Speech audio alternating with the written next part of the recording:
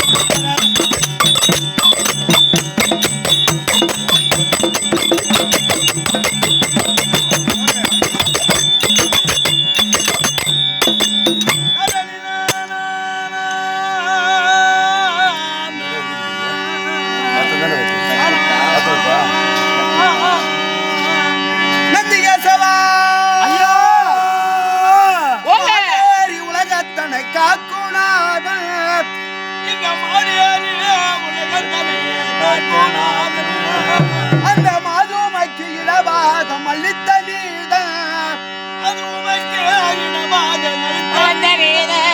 அழகால விஷம் உண்டு மகிழ்ந்தநாதன்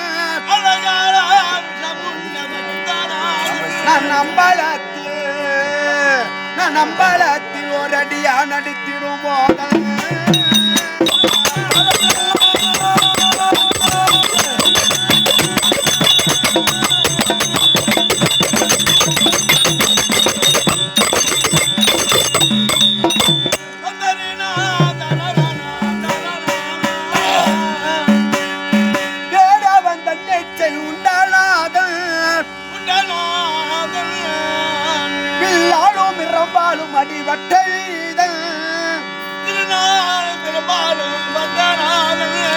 அந்த பார்வதிக்கு இடமாக கொடுத்த பரமசிவன் வருகின்றேன்.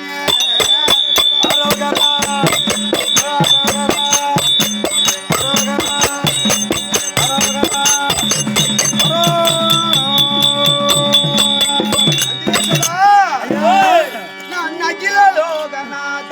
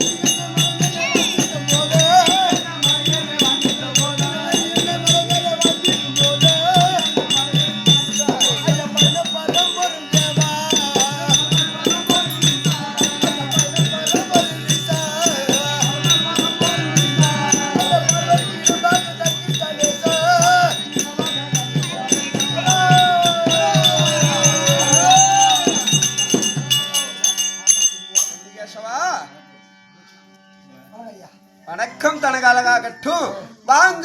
வழங்குவது எல்லாருக்கும் அழகாகட்டும். நீ வாங்கிட்டுதாங்கிற இது ஏன்டா குளிர்தா?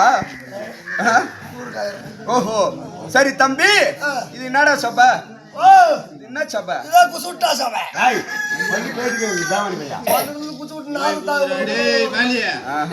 அதுக்குதான் ஒரு பழமொழி இருக்கு, புத்தகம் அமைதியாக இருக்கும், படித்தவன் ஆட்டம் போடுவான், பின்னும் அமைதியாக இருப்போம், அதை தூக்கி செல்பவன் ஆட்டம் போடுவான். பாட்டில் அமைதியாக இருக்கும், உன்ன மாதிரி குடித்தவன் ஆட்டம் போடுவான். அதுக்கு பேர் தான் இந்த உலகத்தில் நடப்பது எல்லாம் தலைகீழாகத்தான் நடக்கும். அதுக்கு பேர் தான் தலையெழுத்து. இன்னைக்கு நீ பேசணும், நான் இன்னைக்கு கேட்கணும்னு என் தலையில ஆண்டவன் எழுதிட்டு இருக்கிறான். ஓஹோ சரி, அப்படி இருந்தாலும் தம்பி, கருங்கடலை போல் கட்டுப்பாடும். எப்படி கடலை பார்த்திருக்கியா? கருங்கடலை பார்த்திருக்கியா? என்னதுரா கருங்கடல் என்றால் இந்திய பெருங்கடலுக்கு அந்த பக்கம் இருக்கிறது கருங்கடல். கடல் என்பது கடல் வந்து கருங்கடல். பாக்குறதுக்கு மேல பாத்தியான கருப்பா தான் இருக்கும், ஆனா உள்ள போய் பாத்தியான்னு வச்சுக்கோ அமைதியா இருக்கும். மேல பார்க்கும் போது ஆக்ரோஷமா இருக்கும், உள்ள போய் பாத்தியானா அமைதியா இருக்கும். அந்த மாதிரி கருங்கடலை போல் கட்டுப்பாடும், கடலை போல் சிறப்பும், அரபி கடலை போல் அடக்கமும். அப்படி இருந்தாலும் யார் யார் இருக்காங்க? 4 வேதம், 6 சாஸ்திரம், 18 புராணம், 32 தர்ப்பம், 48 யாகம், 64 கலை காணும், 96 தத்துவம், 108 கீதை, அனைத்தையும் கற்றுணர்ந்த கல்வி தந்த கலை மான்கள் இந்த சபை முன்பதாக இருக்கும் பொழுது நான் வந்திருக்கிறேனே, யார் என்று அறிந்தாயா? இல்ல நான் சொன்ன வார்த்தை புரிந்தாயா? இல்ல நான் வந்திருக்கிறத பார்த்தா யார் என்று தெரிந்தாயா? புரியல மகாராஜா. புரியல சாணியா? உனக்கு காலண்டா குண்டு வச்சு எடுத்தானா? என் மோன வேற வேஷ கட்டி இருந்தா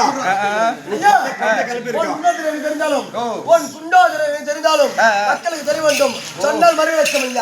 ஓஹோ, என்னுடைய பக்கத்தில் இருக்கும் நந்திகேசவன் உனக்கு என்னுடைய விளக்கம் தெரியும், மத்தது தெரிவிச்சா தெரியும். வைக்க போட்டு கொல கொலன்னு ஆக்குறீங்களா என்னையப்பா? நீ சாப்பிடு, அது உனக்கு தான் கரெக்டா இருக்கும். தேங்காவையா? சரி தம்பி, ஒன்னு சொல்லட்டுமா? சிற்பிகள் கட்டிடும் திருக்கோவில் உள்ளாக தற்பரன் வாழ்வதுண்டோ, பூதம்பா தற்பரன் வாழ்வதுண்டோ.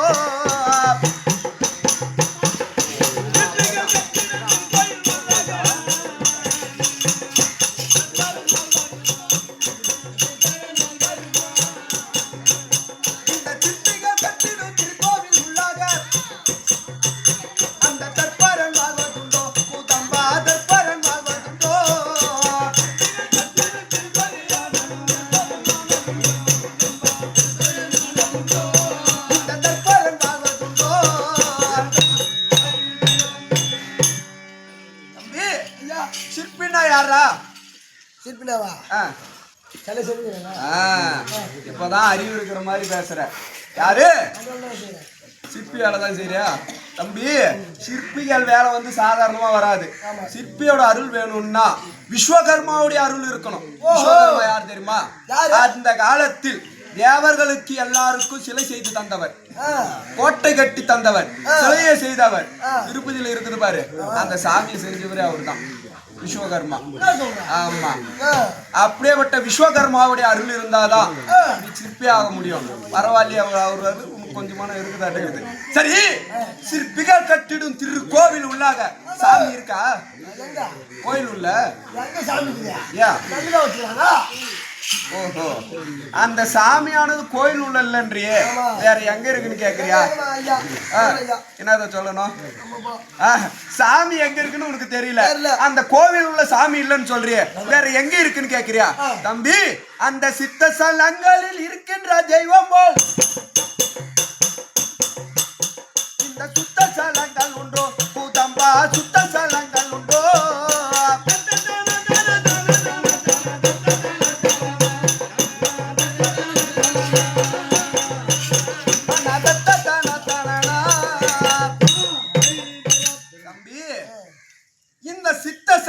இருக்கின்ற தெய்வம் போல் சம்பந்தமே இல்ல. எப்படி தெரியுமா, ஒரு கோவில்ல சாமி இருக்குன்னா அது எனக்கு என்ன வந்து உங்களுக்கு கோவில் கட்டுன்னு சொல்லியிருக்கா? கும்பாபிஷேகம் செய்யும் சொல்லியிருக்கா? எனக்கு ஆடு வெட்டு கோழி அருன்னு சொல்லியிருக்கா? அது யார் மூலியம் வந்து சொல்லுது? நம்ம மனசுல வந்து எனக்கு கோவில் கட்டு, எனக்கு கும்பாபிஷேகம் செய்யு அப்படின்னு நம்ம மனசுலதான் வந்து சொல்லுது. நம்மளா தோணிதான் செய்யறோம். அப்படின்னா நம்மளுக்கு யார் சாமி? மனசாட்சி தான் சாமி. அதனாலதான் மனசாட்சிக்கு தகுந்த மாதிரி பேசணும், உண்மையா பேசணும், பொய் பிடிக்க கூடாது, எல்லாம் தெளிவா பேசணும். அப்படி இருந்தாலும் நம்ம எதற்காக அது செய்யறோம்? இன்ற மாற்றம் எப்படி தெரியுமா? இன்ற மாசத்த வஸ்துக்கும் மாணிக்க குன்றுக்கும் காணிக்கையான் மனமே கூதம்பா காணிக்கையான் மனமே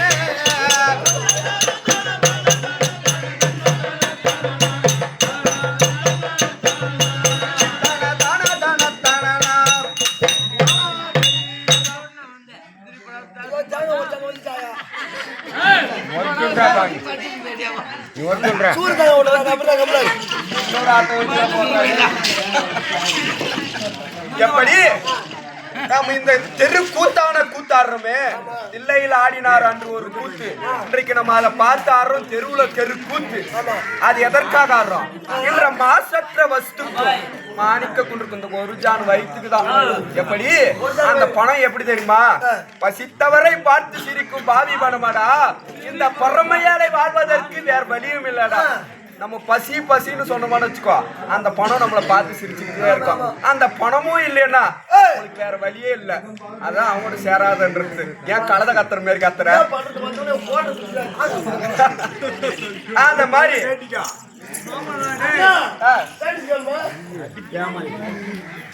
தம்பி நந்திகேசவா நந்திகேசவான்னு சொல்றேனே, அந்த நந்தி மாதிரி நடுறா, மந்தி மாதிரி நடக்காதரா. எப்பா நீ அப்படிதானா பண்ற? வந்த உடனே உன்னை நந்திகேசவா மந்தி மாதிரி தான் நடக்கிற. வாளுக்குள்ள இருக்குதா? முளைக்கும் காலையில. நீ பண்ற குரங்கு வேலை ஃபுல்லா அப்படிதான் இருக்குது. சரி, நந்தி எப்படி வந்துச்சு, மந்தி எப்படி வந்துச்சுன்னு தெரியுமா? ஓஹோ, இந்த காலத்தில் மனிதன் வந்தது எப்படின்னு தெரியும், இந்த உலகம் பிறந்தது எப்படின்னு தெரியும். ஆனா நந்தியும் மந்தியும் வந்தது எப்படி தெரியுமா? விளக்கமா சொல்லட்டா? இந்த யுகத்தில் எப்படி? திரேதா யுகத்தில் ஆதியில சிவபுராணத்தில் திருபுராதிகள் என்று 3 அசுரர்கள் இருந்தார்கள். இருபுறத்தை ஆளக்கூடிய திருபுராதிகள் என்று 3 அசுரர்கள் இருந்தார்கள். அந்த அசுரருக்கு என்ன தெரியுமா வேலை? எப்பொழுதும் தேவரை சிறைபிடிப்பது. எப்படி? இந்த குரங்கு வேலை செய்யாதான் நான் எடுத்து போட்டுவேன்.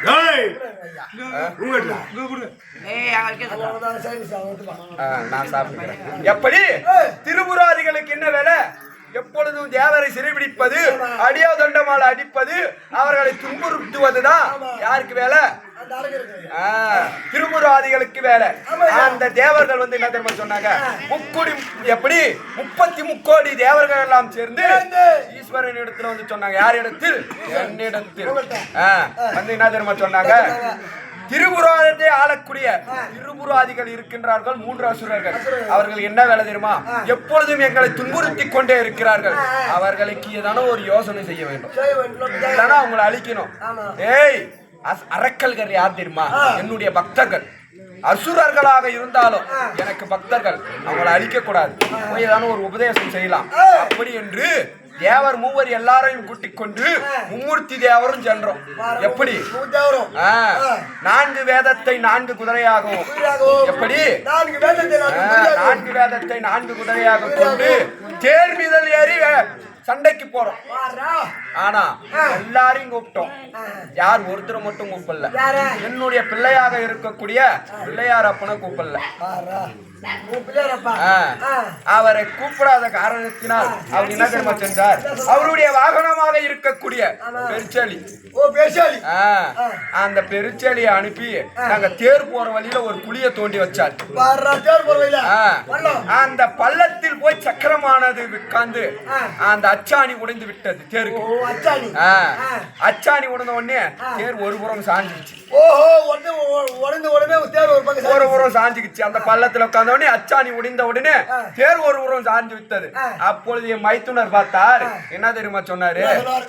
மைத்துனா, தேரானது போகும் பொழுது உடையக்கூடாது, அது சழங்கம். என்னது என்ன சொல்லுவாங்க, அது பேரு தடங்கள் மாதிரி ஆகிவிடும் அப்படின்னு சொன்னார். அதற்கு மைத்துனர் என்ன தெரியுமா செஞ்சாரு?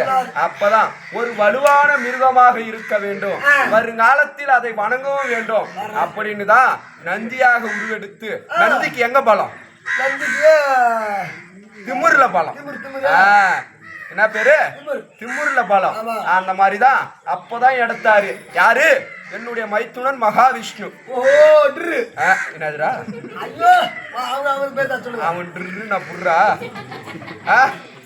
அவர் எடுத்தார். அப்பதான் என்ன தெரியுமா எடுத்தாரு? நந்தியாக உருவெடுத்தார்.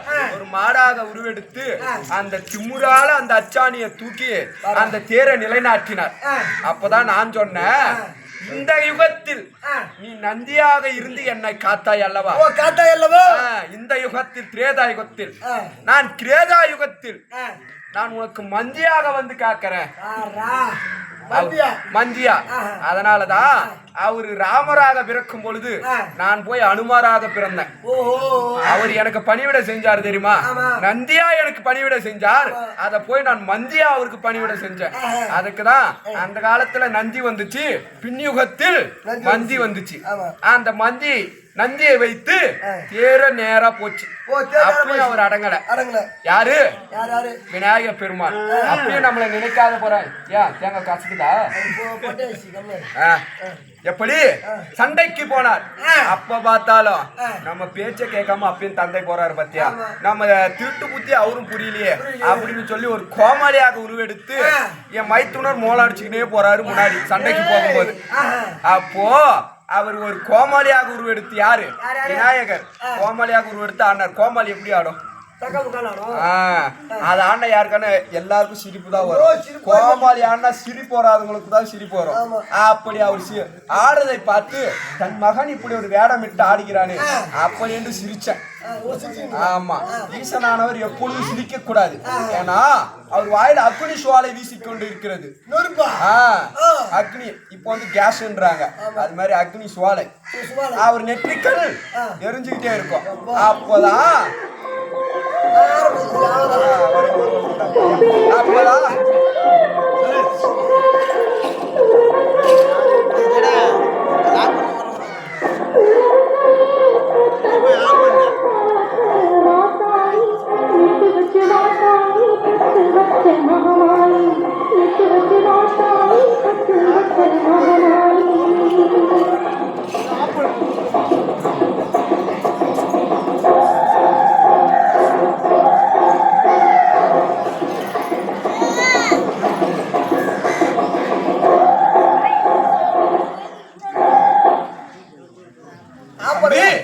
எப்படி அவன் ஆடுவதை பார்த்து நான் தான் அப்போ சிரித்தேன், வாயை விரித்தேன், திரிபுரத்தை எரித்தேன். எப்படி சிரித்தேன், வாயை விரித்தேன், திரிபுரத்தை எரிச்சுட்டேன். ஆனா அவங்களுக்கு நான் எப்படி போனேன்? ஒரு உபதேசம் செய்யலான்னு தான் போனேன். ஆனா அந்த திரிபுரமே எரிஞ்சு போச்சு. சிரிச்சதால. ஆனா அவங்க அக்கிரமம் செஞ்சவங்களுக்கு நல்ல வழியில போறவங்களுக்கு தானே எப்பொழுதும் நல்ல வழி. கெட்ட வழியில போறவங்களுக்கு அதான் அப்படியே பண்ணிடுவேன்.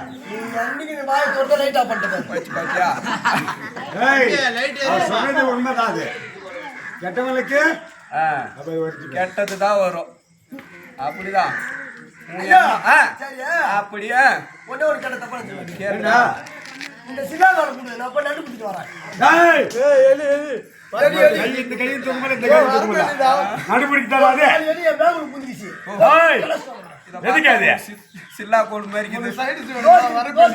மும்மூர்த்தி தேவரும் ஒன்று என்பதற்கு இதுதான் அடையாளம். சக்தி வேலு இது.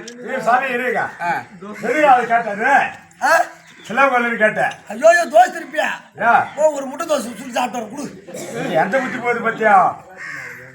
திருவள்ளூர் பக்கம் போன கெட்டு போயிட்டு நீ.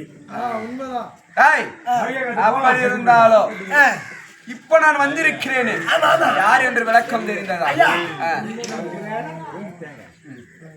சரி, நான் யார் என்று தெரிவித்தால் தெரியும்.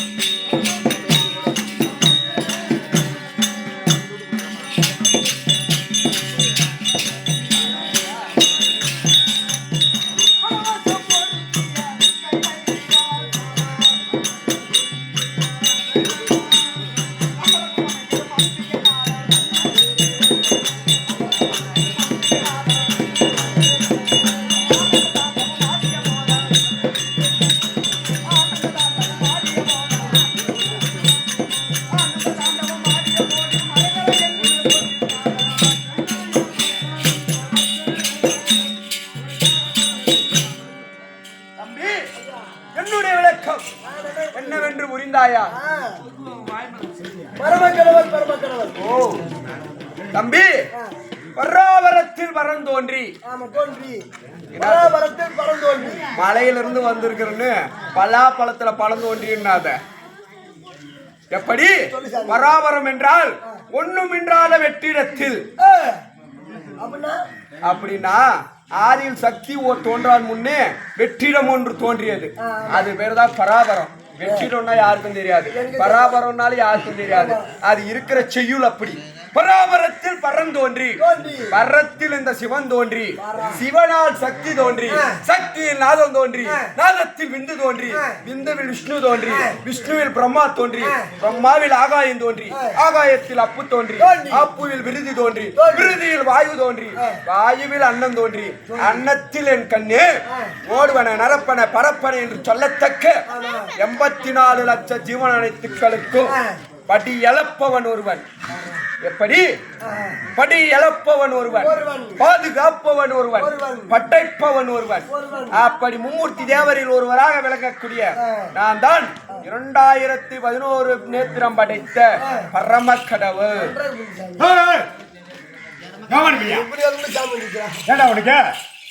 எத்தனை மனுஷனா பிறந்த எத்தனை கண்ணுக்குது? எத்தனை கண்ணுக்குது? 2 கண்ணுக்குது. இவரு 2011 நேத்திரம் சொல்றாரு. என்ன காரணம்?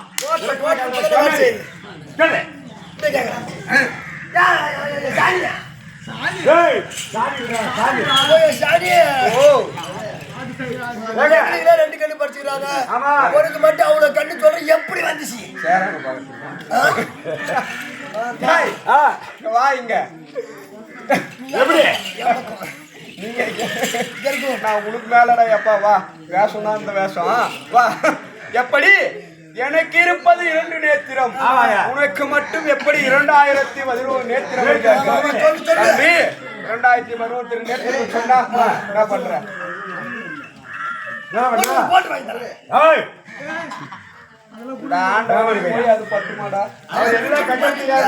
பழக்கமே அப்படிதான். எனக்கு எப்படி தெரியுமா? குடிப்பது, கஞ்சா அடிப்பது, புகையிலை பிடிப்பது, அதான் என் வேலை. எங்க படுப்பது? சுடுகாடு இல்ல. நீ என்ன கொல கொலன்னு ஆக்காத. அங்க போ. நீ குடிப்பு சொல்றேன், படுப்புன்னு சொல்றேன். நான் குடிக்கிறதுக்கு போனா அவன் படுக்கிறதுக்கு போறான். சொல்றேன் பாரு. படிச்சிருக்கியா? நான் ஏதோ 1வது 4 முறையா? ஐயோ அப்படி இல்ல. ஓ, என் சத்துக்கு தகுந்த மாதிரி 1வது 1 வருஷம் வச்சுக்கிறேன். 1வது அதே போதும்டா நம்மளுக்கு. சொல்றேன் கேட்டுக்கோ. எனக்கு 2 கால். கணக்கு விட்டுறா. என்னதான் சொல்றேன்? எப்படி? எனக்கு 2 கால். உனக்கு 2 கண்ணு நெற்றி கண்ணோடு 3 என் தலையில இருக்கிறா பாரு யாரு கங்கை கங்கா கங்காதேவிக்கு 2 கண் மொத்தத்துக்கு 5 ஐயா, என் இடபாகத்தில் இருக்கக்கூடிய சக்திக்கு 2 கண் 5 ஒரு 7 என் நந்தி கேசவனுக்கு 2 கண் 9 10 9 நல்லா படிச்சுடா யாருக்கு நந்தி கேசவனுக்கு 2 கண் 9 9 போய் நிக்குதா என் மான்மலுக்கு 2 கண் நானே பட்ட பட்டு போட்டேன் 10 11 11 வந்துச்சு எங்கெங்கயோ இருந்து கடை வாங்கி சொல்லிட்டேன் 2000 கண்ணு எங்க இருக்குன்னு கேக்குறியா சிம்பிளா முடிச்சுட்டு என் கழுத்திலே இருக்கும் பாரு ஆதிசேஷன் அதுக்கு 1000 சிரசு ஒரு சிரசுக்கு 2 கண்ணு தான் 1000 சிரசு கேட்கிறா நான் லீவுல வர மாட்டேன் இது ஒரு நேரத்திலே பதிலத்தான் ஐயா ஓஹோ அம்பர் அந்த பாலம் எத்தனையா 4000